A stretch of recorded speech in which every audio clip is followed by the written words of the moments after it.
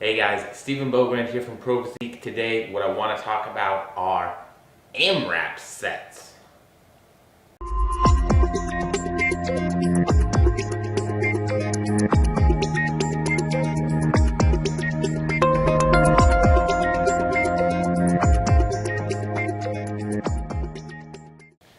So hey guys, what's up? Hope everybody's having a great Wednesday so far. Getting this video out a little bit later than normal, but I think that's alright.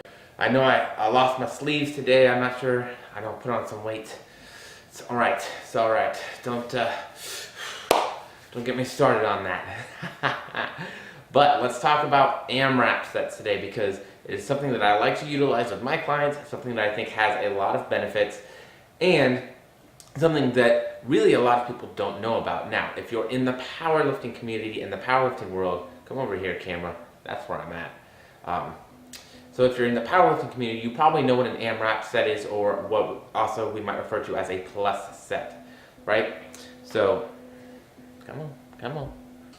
So sorry about that, camera's being funky. So if you're in the powerlifting world, we probably know what an Amrap or a plus set is. It is essentially, let's start it off with a set where you do Amrap as many reps as possible, right? So, or like say a plus set, like if you do a 3 plus, right? That means you have a set of 3 plus as many as you can possibly get before you either 1, hit failure, 2, can't get another rep, or 3, aren't sure you can get another rep. And so different coaches program it different ways, but I like to go to that RPE sort of 9, 9.5, where it's like, I wasn't sure I could get another rep, right? Why do we use Amraps?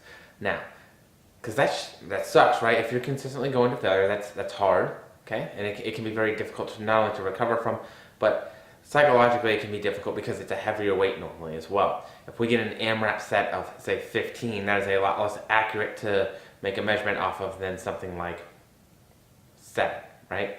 So we're using it as a sub-maximal way to sort of estimate maximal strength.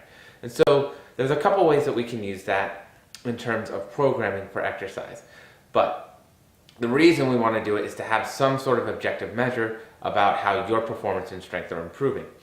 So if you're someone like me, I like to use an Amrap at the end of a block. It tells us a couple of things. 1, it tells us whether or not you got better. 2, it also tells us if fatigue has accumulated, and if we need to sort of start to give you a deload week and to drop volume a little bit, right?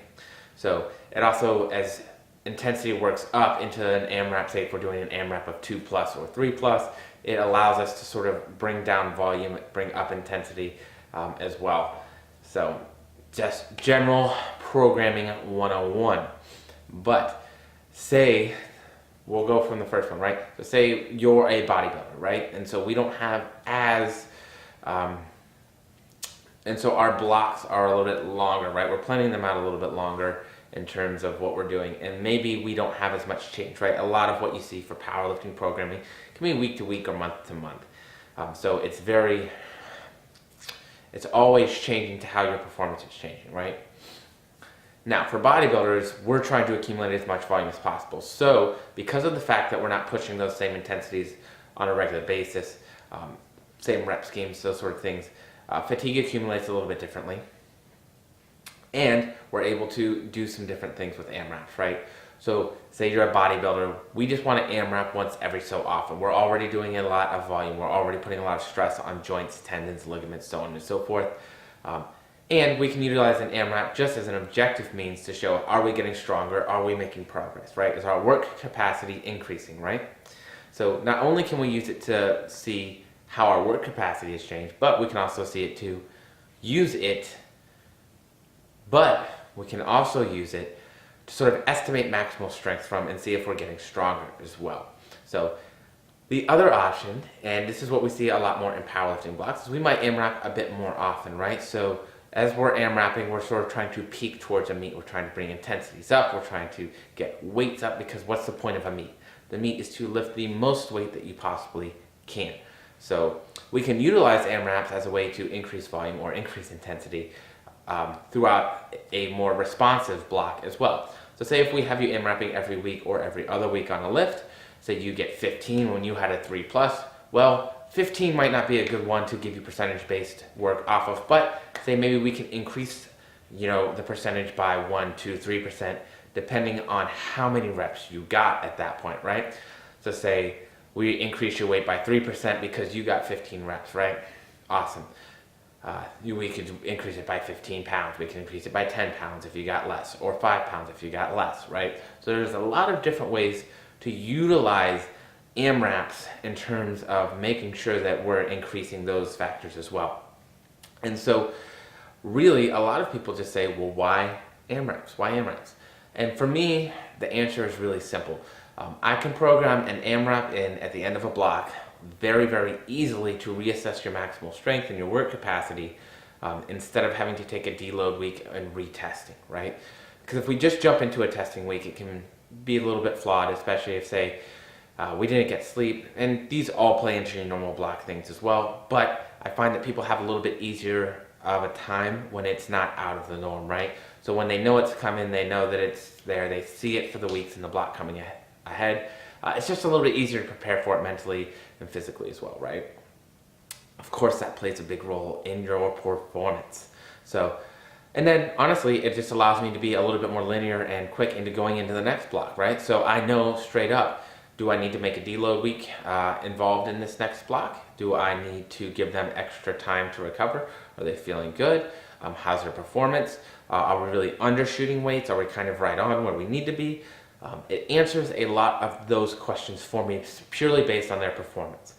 Now, if you can record Amraps, even better, right? Now I can see where your form's breaking down. Now I can see what things we need to work on specifically to help, right? Because it might not even be a specific, like that your quads are too weak, right? It might be something that like your glutes are kicking and your hips are coming up, right? There's a million different things that we can see happen within the lift if we can see the actual lift that maybe the pure numbers don't straight tell us, right? So,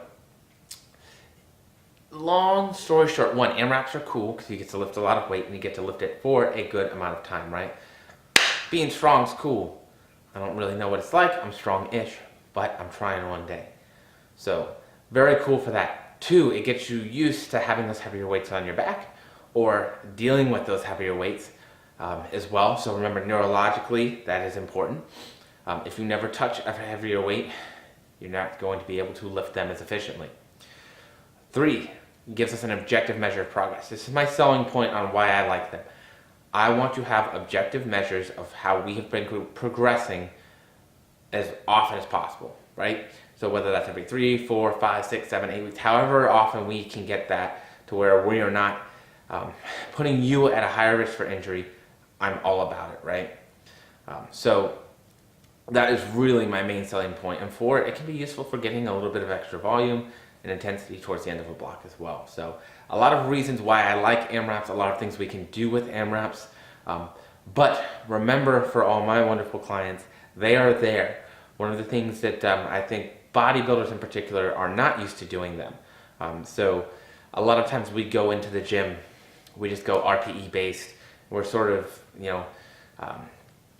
putting things on day to day, and it's auto-regulation almost. And there's nothing wrong with that if you're a more advanced lifter. But even if you're a more advanced lifter, trust me, if you're like me, you can get lazy.